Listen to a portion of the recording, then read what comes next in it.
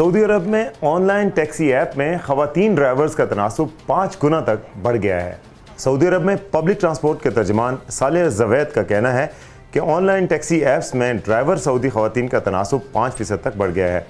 الاخباریہ channel کے نشرت النہار programme کو interview دیتے ہوئے الزوید نے کہا کہ فی الوقت آن لائن ٹیکسی ایپ میں کام کرنے والی سعودی ڈرائیور خواتین کی تعداد 3900 ہے۔ پبلک ٹرانسپورٹ کے ترجمان نے کہا کہ آن لائن ٹیکسی معاشی اور اسٹریٹجک اثرات رکھنے والا اہم کام ہے۔ اس سے معاشرے کے بہت بڑے طبقے کو فائدہ ہو رہا ہے۔ ان میں ڈرائیور اور مسافر شامل ہیں۔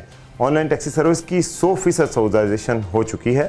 پبلک ٹرانسپورٹ اتھارٹی اس کی نگران ہے۔ اس کی بدولت مقامی شہریوں کو روزگار کے بڑے مواقع ملے ہیں۔